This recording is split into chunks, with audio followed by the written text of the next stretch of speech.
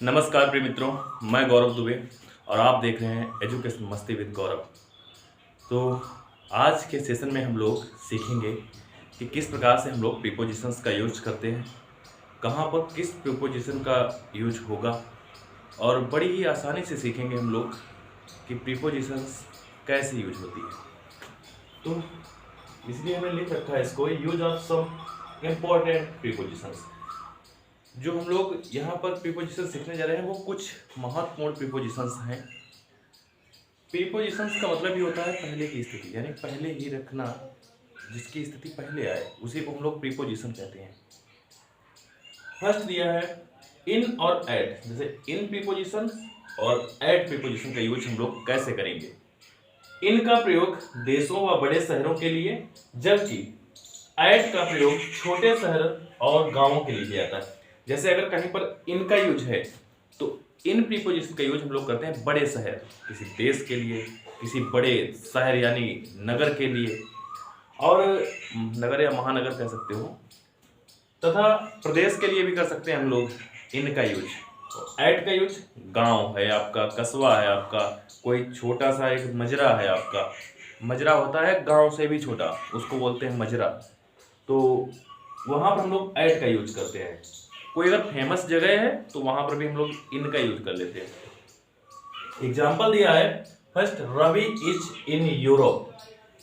Europe एक देश का नाम है, एक बहुत बड़े महाद्वीप का नाम है यूरोप। तो रवि इज इन यूरोप यानी रवि यूरोप में है। सेकेंड है I live in Mumbai. Mumbai हमारे इंडिया का एक बहुत बड़ा शहर है, एक बंदरगाह है मुंबई। तो बंदरगाह जहाँ पर जहाज और पोत, समुद्र के किनारे का इलाका, उसी को कहते हैं। तो मुंबई भी बहुत एक अपने आप में विशाल क्षेत्र है, इसीलिए आया आई लिव इन मुंबई, मैं मुंबई में रहता हूँ। नेक्स्ट देखिए, he lives at Hardoi in UP.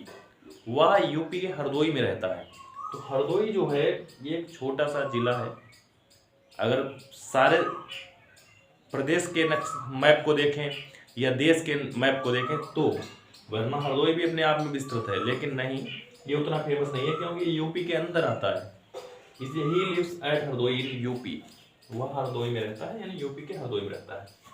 Next है इन, एट और टू कॉमा इन टू, यानी इन प्रीपोजिशन, एट प्रीपोजिशन और टू तथा इन टू प्रीपोजिशन का हम लोग यूज कैसे करेंगे। इन और एट का प्रयोग स्थिर वस्तुओं के लिए जो बिल्कुल स्थिर हैं, स्टिल हैं।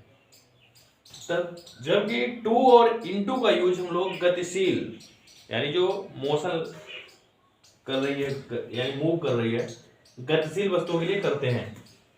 एग्जाम्पल है सी इज इन बेड, यानी वह बिस्तर पर है या बिस्तर में है, तो स्थिर है ना, स्थिर है इसलिए इनका यूज हुआ।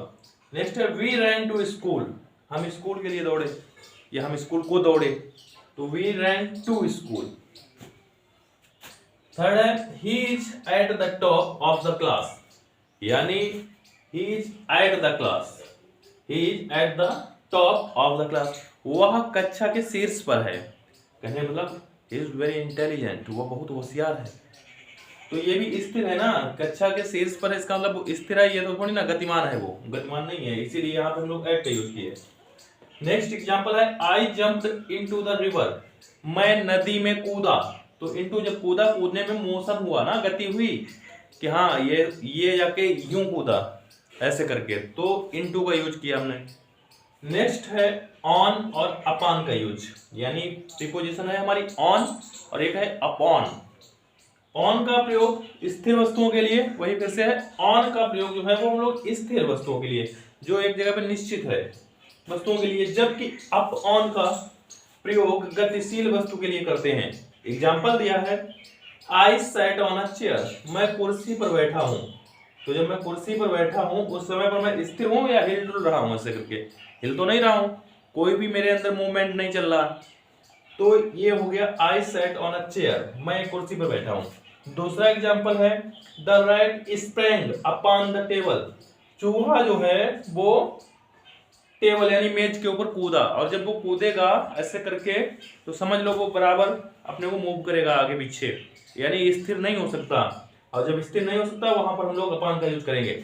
नेक्स्ट वीडियो जो हमारी आएगी कल, उसमें हम लोग इसके अतिरिक्त जो हमारे इंपॉर्टेंट प्रीपोजिशंस बचे हुए हैं उनका हम लोग प्रयोग सीखेंगे किस प्रकार से होता है। और तब तक के लिए बस इतना ही।